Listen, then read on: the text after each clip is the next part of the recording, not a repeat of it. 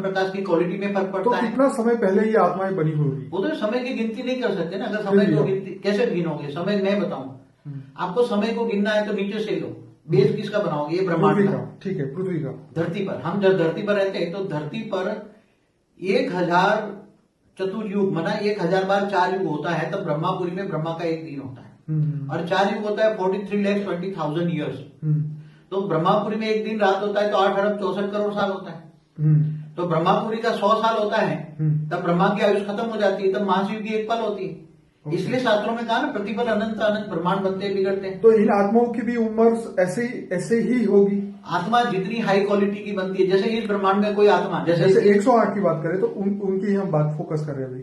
तो वो तो अजर अमर अविनाशी, वो तो 100 कला का ब्रह्मांड कभी वाइंड अप ही नहीं होता। ओके। 100 कला जैसे महाशिव महाकाल, मतलब ये हो गया कि वो इनफाइनाइट है, वो ना पहले थी ना बाद में थी। वो तो अजर अमर अविनाशी, आदि अनादि है। आदि में भी थी, अनादि में रहेगी।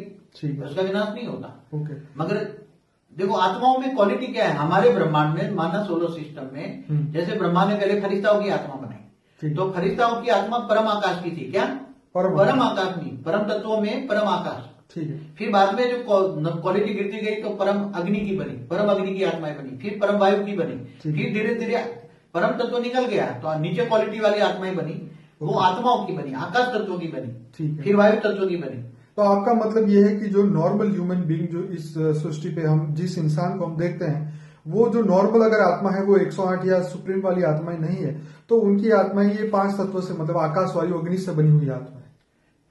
आज जो मनुष्य अवतार में जो आत्मा है जी, आज उसकी क्वालिटी में केवल आकाश तत्व की आत्मा है। क्या है? सिर्फ आकाश। सिर्फ आकाश, परम आकाश नहीं। वो तो परम अगर उसकी आत्मा परम आकाश तत्व होती तो वो परम धाम में रहती। ओके, परम धाम में रहती। परम धाम में रहती, इसलिए सिर्फ आकाश तत्व की आत्मा है, इसलिए मनुष्य होता। तो ये आत्माएं परम धाम में नहीं बनी थी। जैसे जैसे सृष्टि का विकास होता गया, ब्रह्मा ने ब्रह्मापुरी में बनाई। ओके, ब्रह्मापुरी में बनी हुई है। हाँ, ब्रह्मापुरी में, परम धाम में सर्जन नहीं हुआ। ठीक है।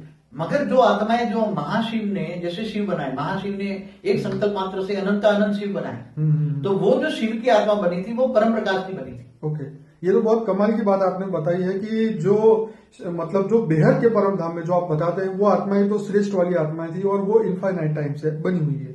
लेकिन उसके बाद जो ब्रह्मा को बनाया गया, उन्होंने ब्रह्मापुरी बनाई, फिर उन्होंने मनुष्य बनाए, तब ये आत्माओं का सर्जन हुआ। ये तो गिरती कला में है ना। अच्छा, डाउनफॉल में जैसे जैसे ओके सर्जन होता गया, आत्मा में पावर लॉस होता गया, उसके बाद वो आत्मा क्रिएशन होती गई और पावर धीरे धीरे उन आत्माओं में कम होता गया।